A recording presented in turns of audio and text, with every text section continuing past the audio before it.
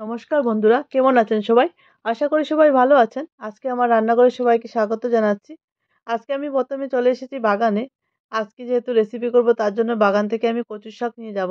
আজকে কচুর শাকের রেসিপি করব। খুবই পুরানো দিনের ইলিশ মাছের মাথা দিয়ে কচুর শাক রান্না করব। তার জন্য আমাদের বাগানে কিছুটা লাগিয়েছিলাম। সেই কচুর শাকটি নিয়ে নিলাম। আর কিছুটা আমাদের বাগানের সাইডে হয়েছে জঙ্গলের মধ্যে, তাহলে সেগুলিও নিয়ে নিচ্ছি।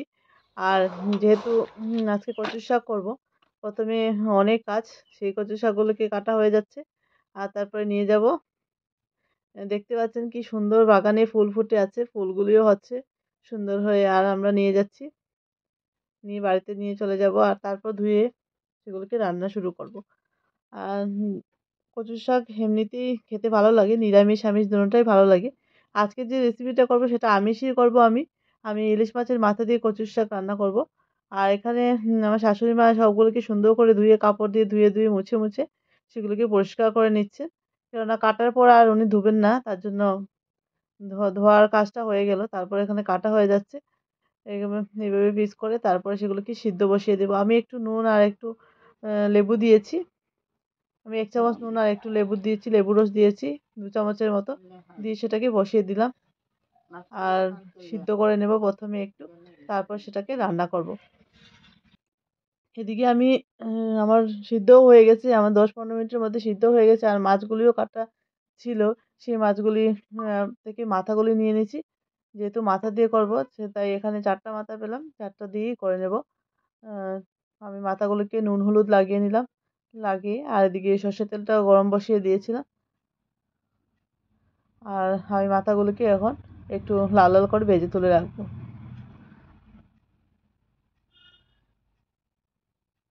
আপনারা এখানে ইলিশ মাছের জায়গায় রৌ মাছ বা কাতলা মাছ যেকোনো মাছের মাথা দিয়ে করতে পারেন। ইলিশ মাছের মাথা দিয়ে খেতে ভালো লাগে, গন্ধটা ভালো আসে। আর টেস্টটাও বেশি ভালো হয়। তার জন্য আমি এখানে নিয়েছি। আর এখানে তেজপাতা, শুকনো লঙ্কা, কালো জিরা ফোড়ন দিয়ে দিয়েছি আমি ফোড়নের জন্য। সেই তেলের মধ্যে আমি ফোড়ন দিয়ে দিলাম। দিয়ে তারপর আমি ফোড়নটাকে ভালো করে ভেজে নেব।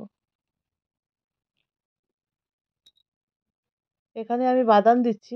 এখানে আমি যে বাদাম দিয়ে দিচ্ছি, কিছু বাদাম দিয়ে দিচ্ছি। চিনাবাদাম দিয়ে দিচ্ছি। কিছু বাদাম দিয়ে ভালো করে ভেজে নেব। আপনারা এখানে চাইলে কেউ ছোলাও দিতে পারেন পছন্দ অনুযায়ী।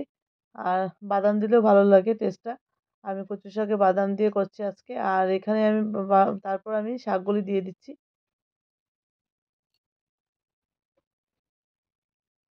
আমি সমস্ত শাকগুলি দিয়ে তারপর আমি মসলা দিয়ে দেব।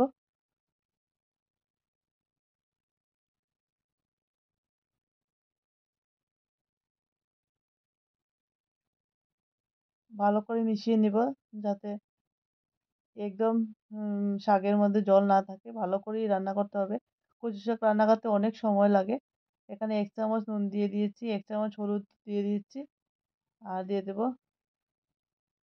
লঙ্কা দিয়ে দেব একটু। লঙ্কা বাটা দিয়ে দেব এখানে। ১ চামচের মতো লঙ্কা বাটা ব্যবহার করছি। দিয়ে ভালো করে মিশিয়ে নেব।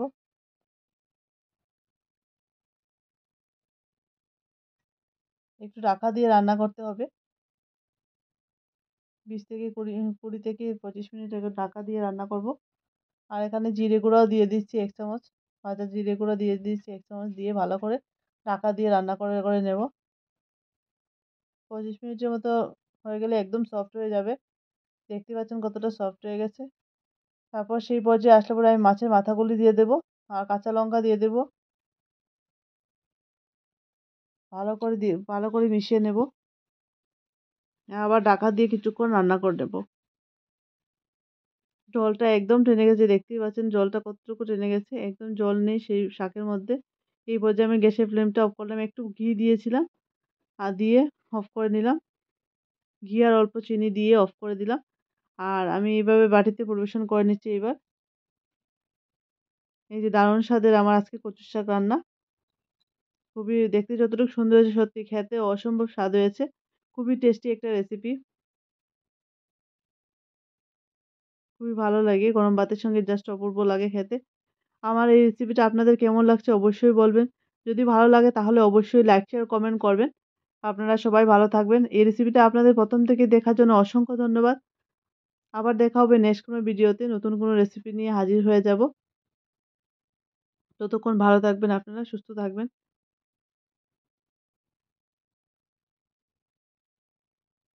Thank you for watching.